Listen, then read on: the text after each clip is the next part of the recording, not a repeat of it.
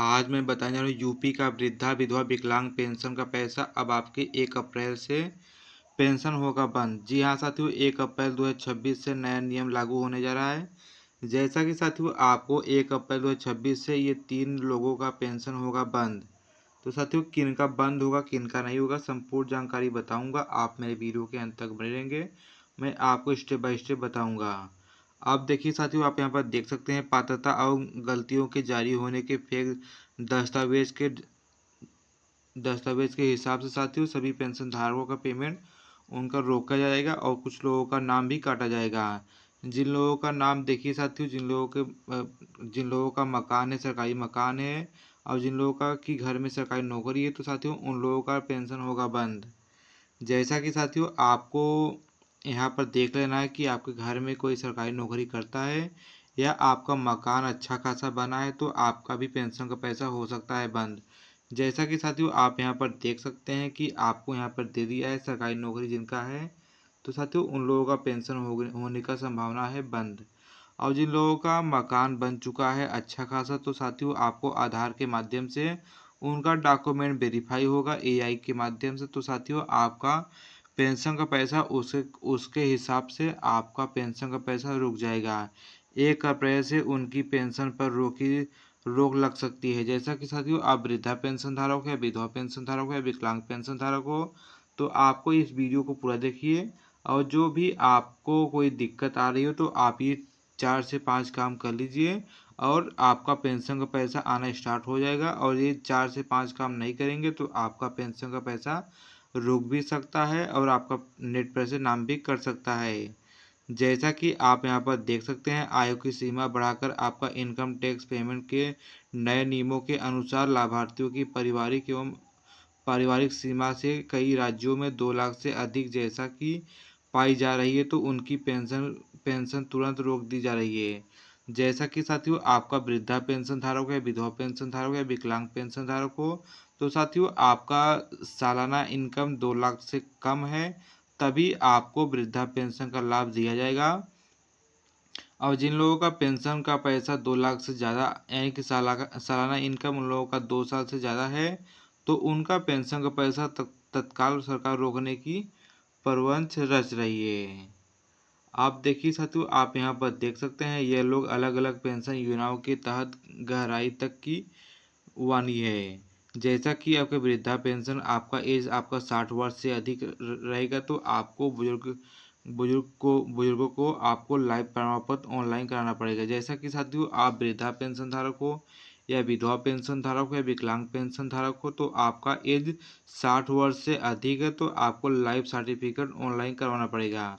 देखिए साल में आप एक बार लाइफ सर्टिफिकेट ऑनलाइन कराएंगे तभी आपका पेंशन का पैसा आपके खाते में जाएगा। देखिए आप लाइफ सर्टिफिकेट नहीं ऑनलाइन कराएंगे तो आपका पेंशन रुक भी सकता है और आपके खाते में नहीं जाएगा पेंशन का पैसा। आप देखिए साथियों, आप यहाँ पर देख सकते हैं दिव्यांग पेंशन यानी कि हैंडीकैप पेंशन धारकों को केवल 40% से अधिक दिव्यांगों को मिलेगा पेंशन का पैसा। देखिए यूआईडी कार्ड आपका यूनिशियल का आईडी कार्ड आपका बना रहेगा, तो साथियों उन्हीं लोग को पेंशन का पैसा दिया जाएगा। और जिन लोगों का यूडीआई यूनिक कार्ड नहीं है तो उनको पेंशन का पैसा नहीं दिया जाएगा। जिन लोगों का ऑफलाइन यानी कि साथियों हाथ से लिखा है तो सरकार नहीं मानेगी। जो यूनिक कार्ड बन रहा है साथियों, जो आपका यूनिक कार्ड बना रहेगा बस उन्हीं लोग को पेंशन का पैसा उनके खाते में जाएगा। अब जिन लोगों का नहीं बना रहेगा तो उनका पेंशन का पैसा रोक दिया जाएगा। और जिनका पेंशन में 40% से कम है तो उनका भी पेंशन का पैसा अब नहीं जाएगा। और देखिए यहाँ पर देख सकते हैं पेंशन का ही कार्ड डिजिटलों में बदलाव किया गया है। जैसा कि हमें इस्तेमाल करने की सरकार अब एक स्मार्ट पेंशन कार्ड जारी करने की योजना में बताई जा रही है। तो साथियों ये कहने का ये मतलब है जैसा कि आपका आधार कार्ड बना है, पैन कार्ड बना है, तो साथियों ऐसा ही आपका वृद्धा पेंशन या विधवा पेंशन या विकलांग पेंशन का आई कार्ड बनेगा। उसके माध्यम से आपका पेंशन का पैसा आपके खाते में जाएगा। और देखिए आप यहाँ पर देख सकते हैं कि आपका आधार से बैंक खाता लिंक रहेगा, बस उन्हीं को पेंशन का पैसा दिया जाएगा।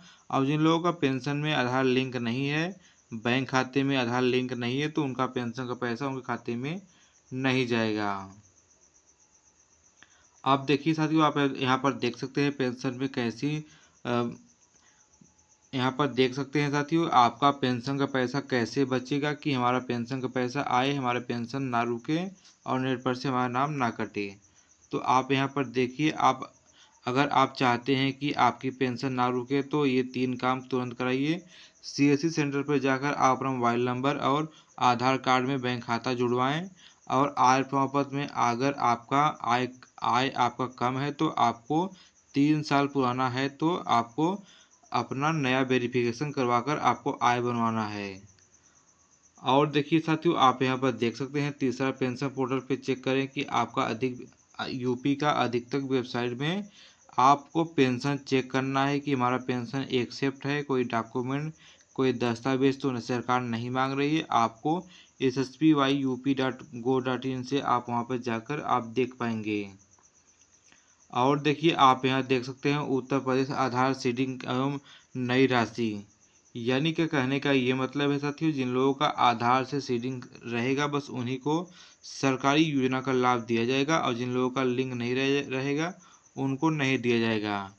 यानी कि आपको ये कहना है कि नया नियम यूपी सरकार ने अब नॉन आधार खाते में पेंशन योजना की पूरी तरह से बंद कर दी है। यहाँ पर देख सकते हैं कि साथियों, कहने का ये मतलब है, जिन लोगों का आधार कार्ड में बैंक पासबुक में आधार कार्ड लिंक नहीं है तो उनको पेंशन का पैसा नहीं दिया जाएगा, और जिन लोगों का पेंशन में आधार लिंक है तो उनको पेंशन का पैसा उनके खाते में जाएगा।